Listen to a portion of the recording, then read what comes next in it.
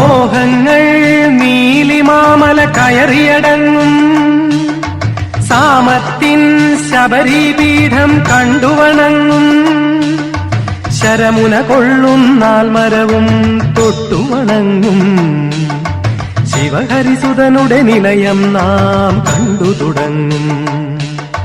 മോഹങ്ങൾ നീലിമാമല കയറിയടങ്ങും സാമത്തിൻ ശബരിപീഠം കണ്ടുവണങ്ങും ശരമുന കൊള്ളുന്നാൽ മരവും തൊട്ടുവണങ്ങും ശിവഹരിസുതനുടെ നിലയം നാം കണ്ടു തുടങ്ങും.